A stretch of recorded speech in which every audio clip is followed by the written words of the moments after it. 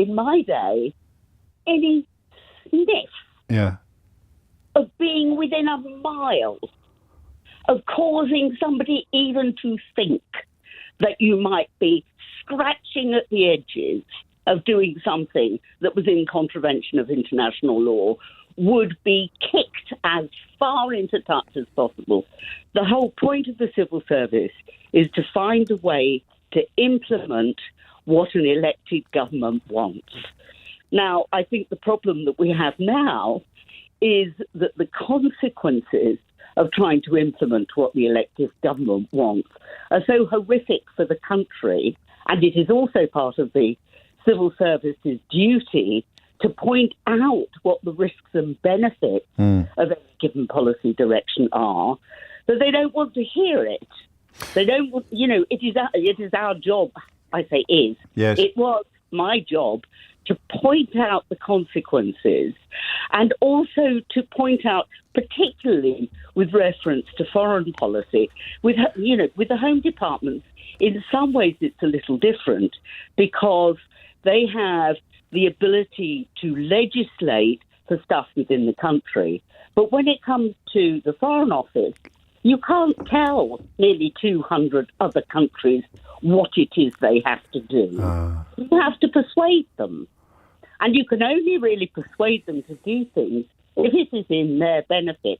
And that is one of the reasons why we were the most effective country within the EU, because we were brilliant at delivering policy across the whole of the EU that benefited the whole of the EU and benefited the UK. And had the UK's signature, had the UK's fingerprints all over it. It must have been very frustrating to see how at odds with what was reported back at home, the reality of what was happening in those sort of scenarios actually was.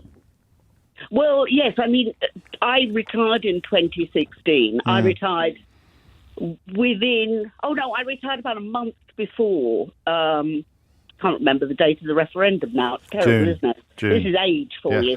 No, I retired just before the referendum, and I woke up sobbing when I heard the results, because I could see, I mean, if you are a person who's interested in strategy, my final 10 years in the Foreign Office were almost exclusively on international security policy. Gosh. And the EU, just the biggest peace project that we've ever been involved in. Brilliant for peace across the continent. And there we were talking about, I mean, back in 2016, one couldn't know how dreadfully the government would go about implementing what was, after all, an opinion poll. Yes. And whenever there was a bad step to take, they took it. It was absolutely astonishing. I remember thinking... Well, it's not under your analysis. We're talking about ideology coming up against against reality, and the civil servant is caught in the crossfire. How can we be confident that, because these sort of opinions you wouldn't be able to express when you were still in the job publicly, how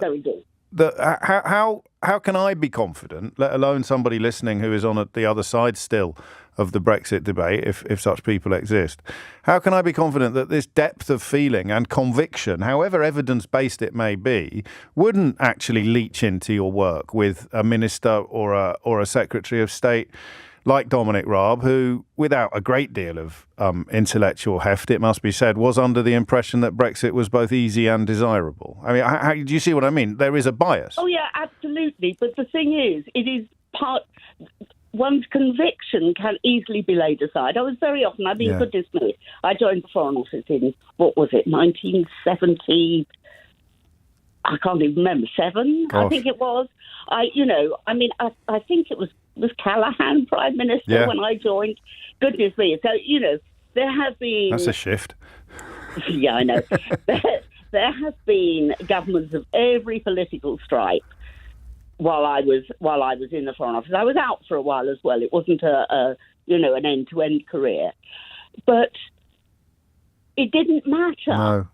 If you're clever enough to be doing that sort of work, yes, then you are clever enough to put your own views aside and use reality as your guide. And that's what the civil service is there for. It's to point out, particularly in terms of work in the Foreign Office, when you are, or when your proposal, the government's proposal, is liable to break international law.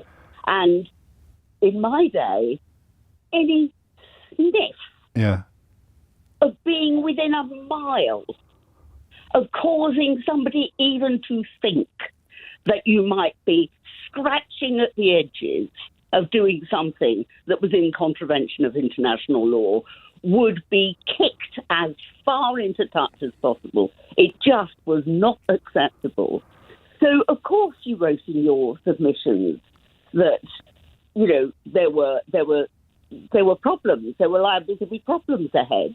Now, most of the time, in my time, I didn't have to worry about that so much because, if anything, you know, because the governments that I worked under, none of them, and Thatcher in particular, would have had anything to do with looking at breaching international law. It was anathema. Gosh.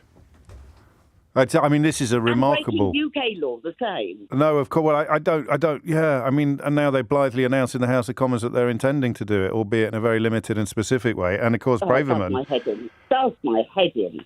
It is. I mean, and what that does to our reputation around the world, can you imagine? I mean, the one thing I have to say, and I think we can look at this with respect to the United States.